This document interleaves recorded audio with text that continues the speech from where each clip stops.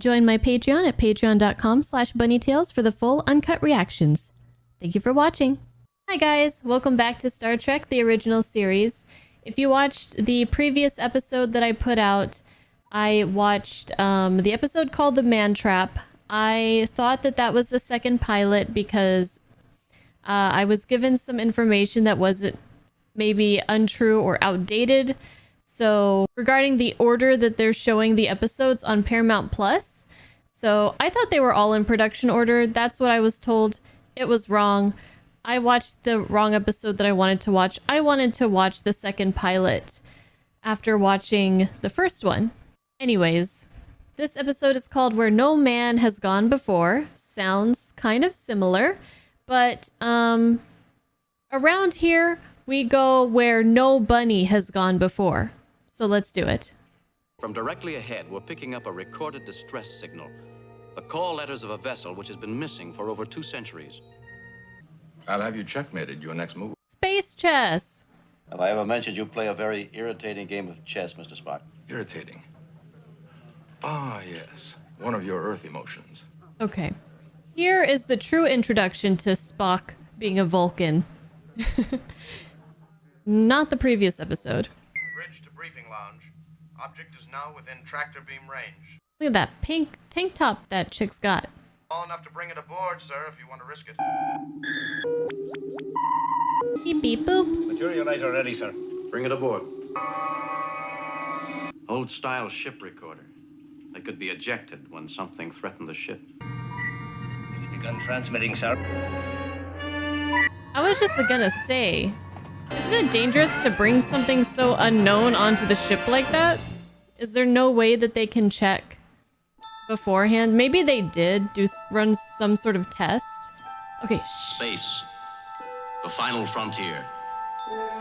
These are the voyages of the Starship Enterprise. Now I expect by the end of this series, I will have that opening part memorized.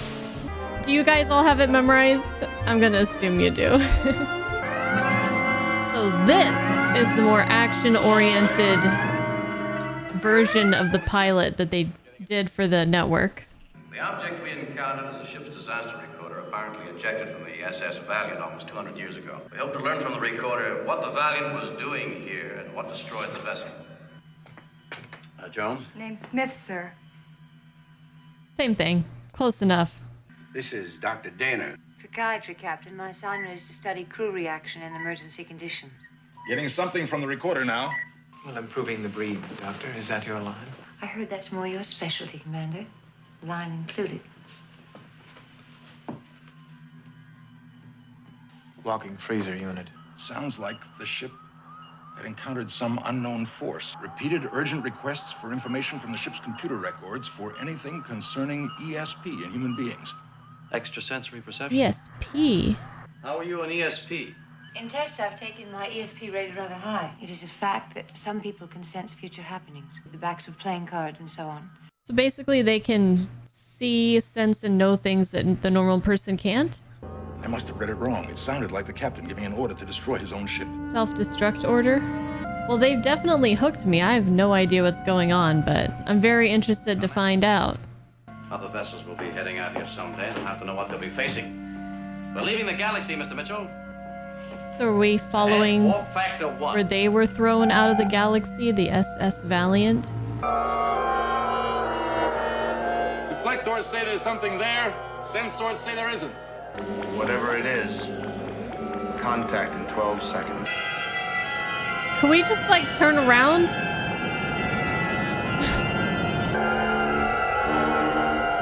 I mean, it is where no man has gone before, right? That's what we're here to do. Explore. Ooh, ooh. Emergency stations.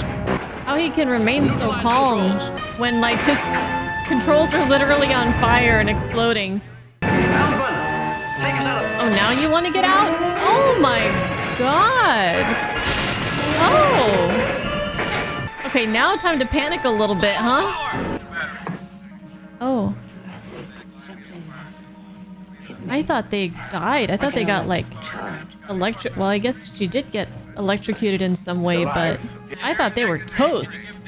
Main engines are out, sir. We're on emergency power cells. Casualties, 9 dead. Some people did die. Gary, you all right?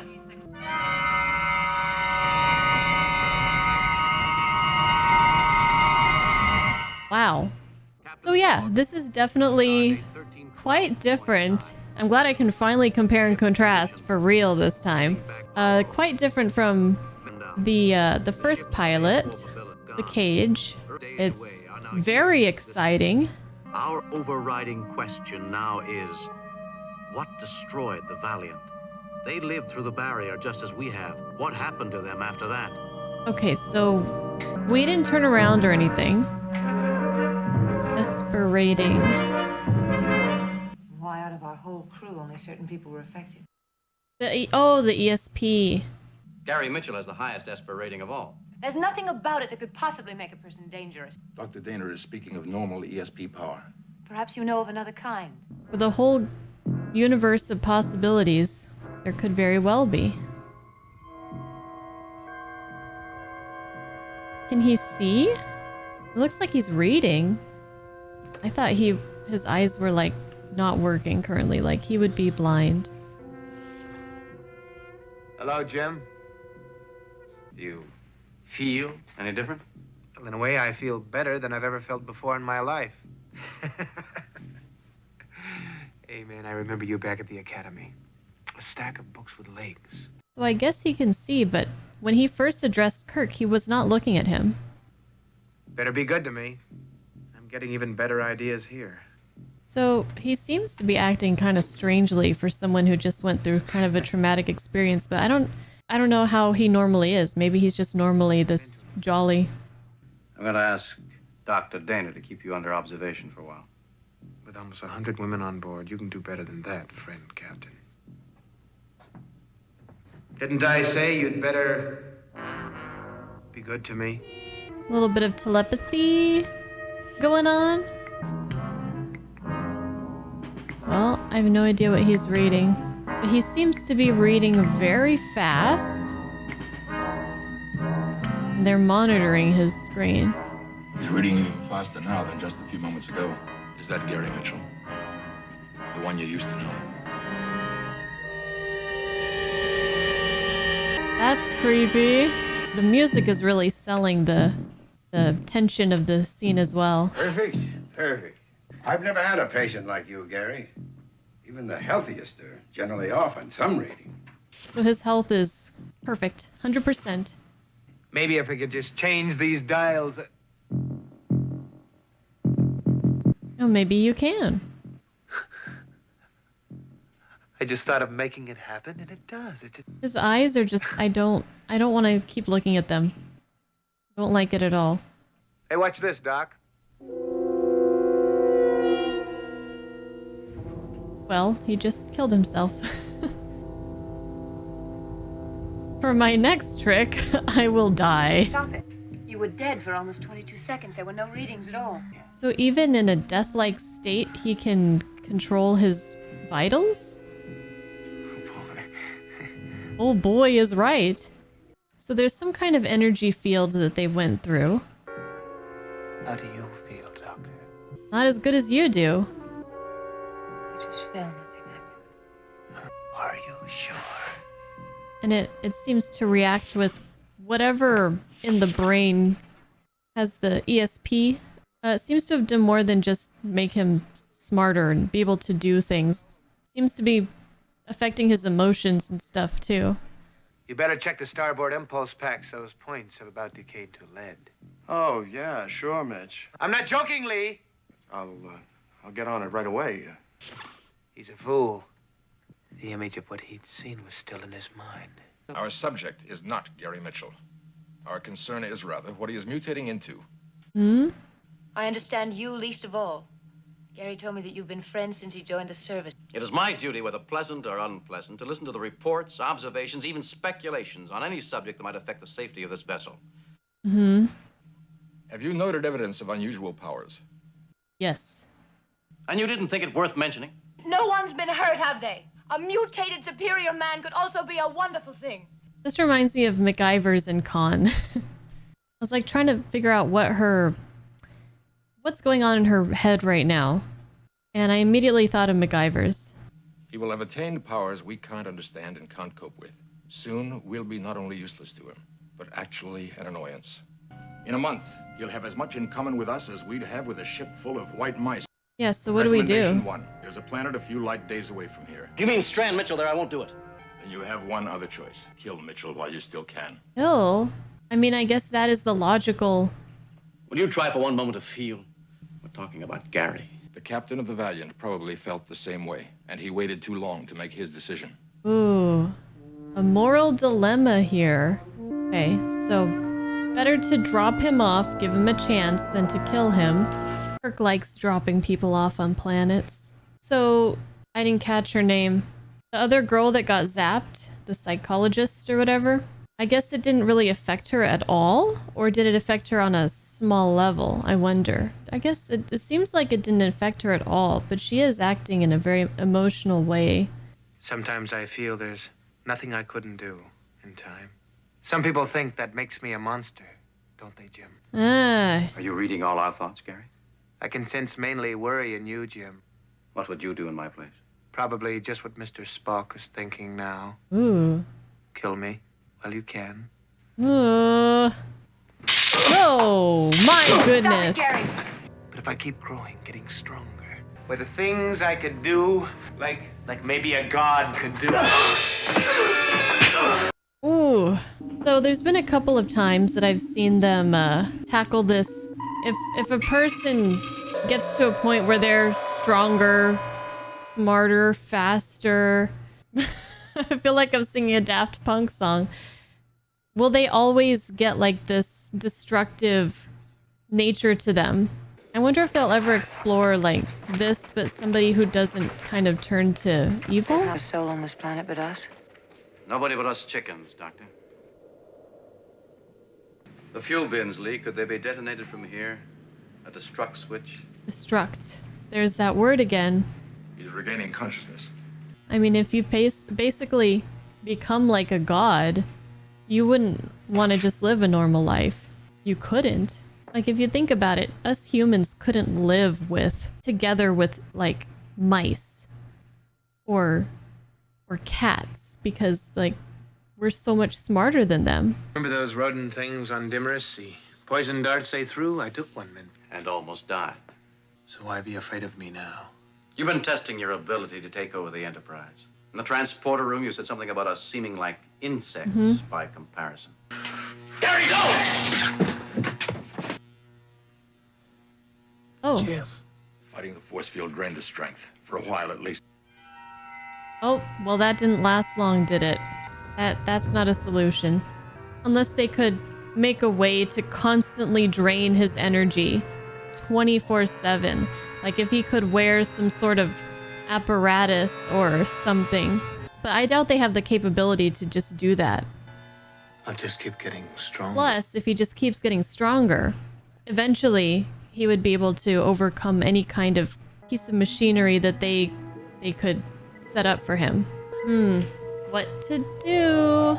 But yeah, imagine if the whole human population became like 1 IQ beings suddenly, and you were the only one who retained your like normal IQ. You wouldn't be able to live as equals among them. If Mitchell gets out, at your discretion, Lee, if sitting here you think you're the last chance, I want you to hit that button.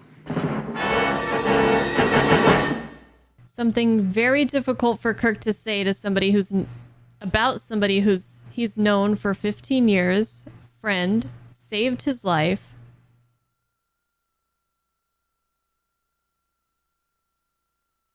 I'm staying behind with him. I'm kind of proud of the job we've done. Are we going to be ready to transform up? Oh, did they not see that coming? He can't get out of that room, but his mind can. Physically, he can't. He is not evil. I gave you an order, Doctor. You should have killed me while you could, James.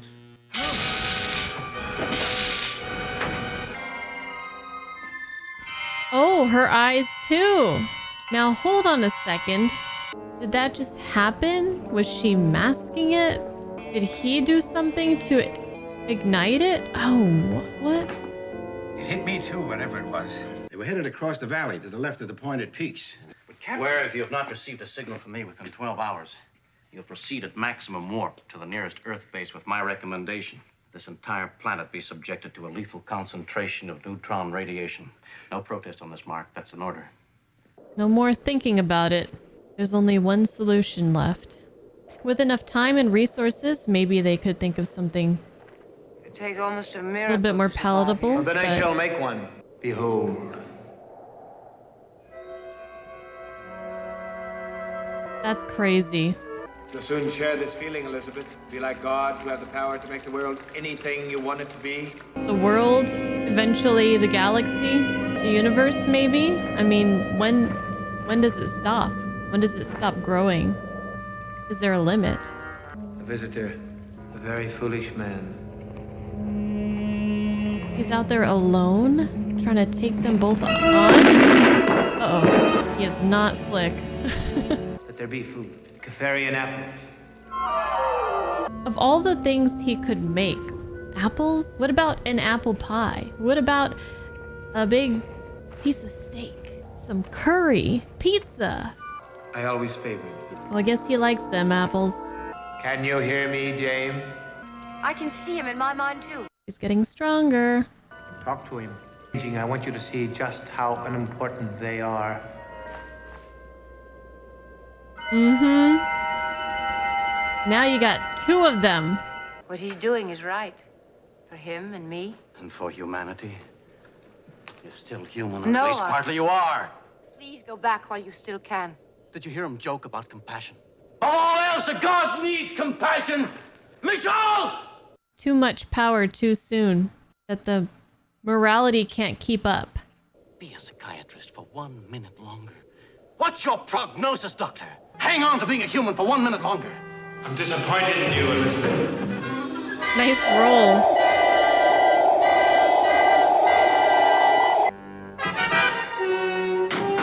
Is that...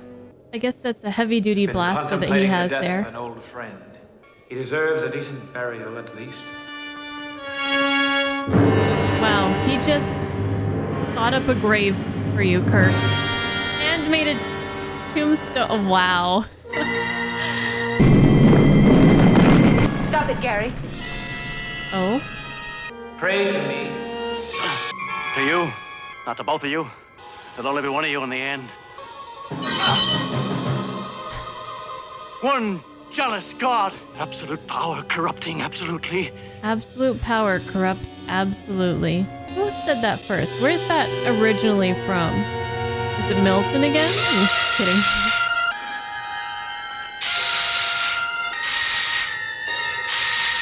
Can she beat him though? He's so much stronger than her. Hurry. You haven't much time. Well, she got the first shot, so... There we go. And we get the punches. Ooh! Heard that one. Oh. Damn. Ooh. Gary, forgive me. But your moment is fading. He's back. Whoa! Sent that rock flying. Okay. Now what? Whoa! Didn't even make it a very deep grave.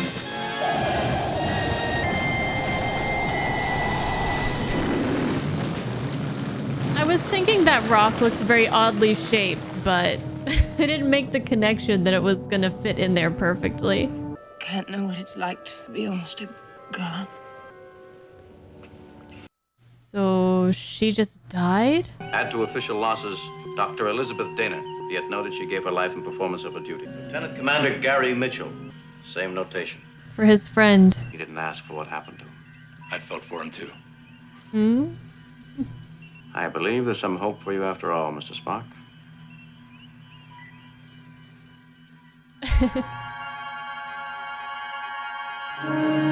That's cute. Okay, so there's one thing that's kind of bugging me, and that is that how, like, easily, I guess, both of those two got taken out But I guess I will chalk it up to two immensely powerful beings trying to kill each other and doing a lot of damage to each other. And then Kirk was able to best Mitchell, and Elizabeth was too mortally wounded to survive. So I guess they both kind of killed each other, with Kirk just dealing the final blow to Mitchell, putting him in the grave that guy dug for Kirk himself. Pretty nice. I noticed that they used an entirely different set for like the planet. They built a lot of new sets. I understand that the first pilot was very expensive from what you guys were telling me. They went all out, like they did the whole 9 yards. And again, they have a whole new, I mean, I'm sure they reused some assets, but yeah, they had so many new matte paintings, which you guys graciously told me about, which I really, really enjoy. They had several of those, so they really wanted this to be a thing. Now, that was very exciting. Very, very exciting. More exciting than the man trap that we watched. This was very tense. Very, like, edge of my seat. It had a lot of... I don't want to just be constantly comparing these episodes to, like, The Wrath of Khan or to Space Seed, but I guess I can't help it. But there were, again, a lot of similarities that I saw with, you know, this superhuman person, but this was a little bit more as a person actually becoming like a god. And the mindset of somebody that's put into that place of power physically and intellectually. And I brought it up during the episode, but it really clicked like right then for me. Like, why can't you just be better than everyone else, but still have the humility to live with everyone and coexist with them and work as a team? And when I thought about like a human and ants, or like a human and a squirrel, or just any kind of animal, you would not be able to live their life. You wouldn't be able to be an ant going out and getting food for the queen. You wouldn't be able to be a squirrel that just lives its day climbing trees, getting food. You would need more than that. And you wouldn't be able to speak or communicate with an animal on the level that you're at. It's impossible. So like it clicked for me, and I think it's really cool. It's something that I've never ever thought about before in this way. So that's really cool that this is making me think in completely different ways than I've ever thought before, thinking of things from different perspectives.